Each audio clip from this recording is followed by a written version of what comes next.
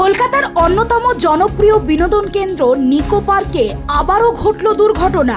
বুধবার দুপুরে ওয়াটার পার্কের নায়াগ্রা ফলসের নিচে স্নান করতে গিয়ে বছর 18 রাহুল দাস নামের এক তরুণের মর্মান্তিক মৃত্যু ঘিরে রহস্যের দানাত ঘনীভূত হয়েছে। বাগুইহাটির বাসিন্দা রাহুলের এমন আকস্মিক মৃত্যুতে নিরাপত্তা ব্যবস্থা নিয়ে ফের একবার উঠছে প্রশ্ন।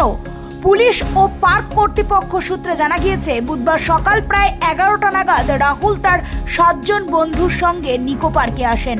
অন্যদের মতোই তিনিও ওয়াটার পার্কে নামেন। সেখানেই হঠাৎ করে অসুস্থ হয়ে রাহুল লুটিয়ে পড়েন।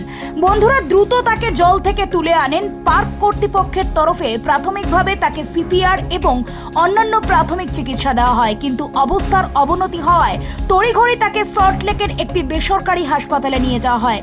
দুর্ভাগ্যবশত কর্তব্যরত চিকিৎসকরা সেখানেই রাহুলকে মৃত বলে ঘোষণা করেন। খবর পেয়ে বিধাননগর দক্ষিণ থানার পুলিশ হাসপাতালে পৌঁছায় এবং মৃতদেহ ময়নাতদন্তের জন্য পাঠানো হয়। এত অল্প বয়সী একটি ছেলের এমন আকস্মিক মৃত্যু কিভাবে হলো তা নিয়ে পুলিশ তদন্ত শুরু করেছে।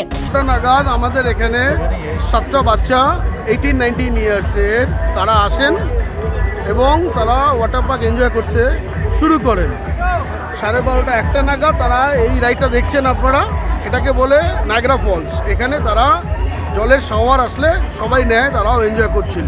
সাডেনলি একটি বাচ্চা 18 বছরের বয়সী সে মাথা ঘুরে ওখানে বসে পড়ে।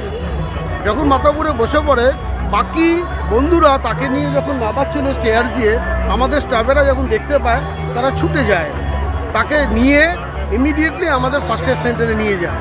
এবং ফার্স্ট এড সেন্টারে নিয়ে গেলে আমাদের নার্সরা দেখেন যে তার পালস বিটটা অনেকটা কম এবং সেন্স নেই। সাথে সাথে আমরা তাকে আমাদের নিজস্ব অ্যাম্বুলেন্স দিয়ে আমাদের সবচেয়ে কাছে ক্যালকাটা হার্ট ক্লিনিক সেখানে পাঠাই। ক্যালকাটা হার্ট ক্লিনিকে এমার্জেন্সিতে ডাক্তাররা দেখে বলেন যে brought dead. This is the fact.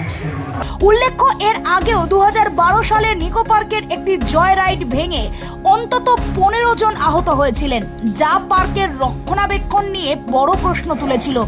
এক দশকেরও বেশি সময় পর আবারও নিরাপত্তা সংক্রান্ত ঘটনায় নিকো পার্কের কর্তৃপক্ষ প্রশ্নের মুখে। ময়নাতদন্তের রিপোর্ট এবং পুলিশের তদন্তের ফলাফলের অপেক্ষায় রয়েছে পরিবার ও প্রশাসন।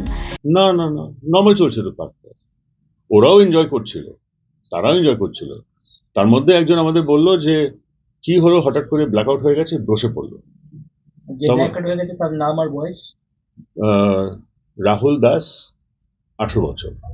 এই ঘটনা কি নিকো পার্কের নিরাপত্তাজনিত দুর্বলতার দিকেই ইঙ্গিত করছে, নাকি এর পেছনে অন্য কোনো কারণ রয়েছে? সেটাই এখন দেখার। Bureau report, the voice now.